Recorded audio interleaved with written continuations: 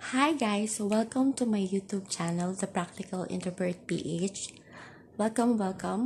And pero sa ngayon siguro nasa emergency situation kayo or yung kasama nyo nasa emergency situation kasi nakalunok ng chicken bone. So mamaya sabihin ko yung ginawa ko, effective ways para maalis yung chicken bone. So guys, panoorin nyo.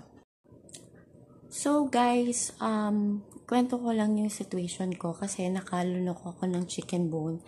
So talagang natakot ako doon. Ang unang naisip ko, kasi 'di ba sa tinik, kailangan pag nakalunok ka ng tinik, kailangan kumain ka ng matigas or saging or bigas or kanin. Pero mali pala 'yon, guys. Wag kayong kumain pa ng marami kasi nasa throat ko na yun eh. Ang sakit dito ng chicken bone. Yung chicken bone pala kasi pinakat ko siya ng adobo cut or yung maliliit. So hindi ko talaga alam kung bakit hindi ko alam kung bakit may chicken bone doon sa maliit na yon. So nasa gitna siya. And pero maliit lang naman yung chicken bone.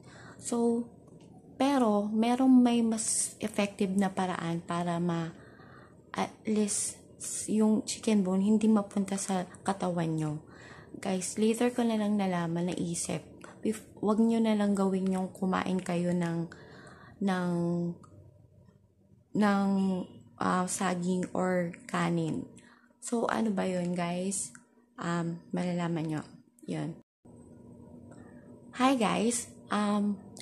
So, ang pinaka-effective way para maalis yung chicken bone sa dito or kung saan saan dito na siya eh. So para i-vomit nyo lang, isuka nyo. And ang most effective way kasi yun ang nangyari sa akin, gumamit ako ng toothpaste,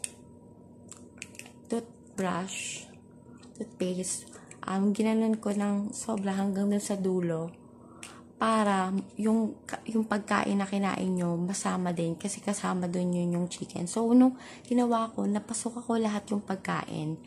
Kaya ayun, nawala na, as in nawala. Dati nararamdaman ko pa yung bone dito, yun naalis siya. So unang-unang yung gagawin, i-vomit nyo lang. As in kailangan masama yung mga pagkain or kasama na yung chicken bone doon para mawala na. So, yun lang guys.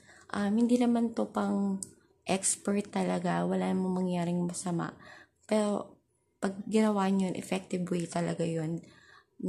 Disclaimer, hindi man ako expert. So, may experience ko lang.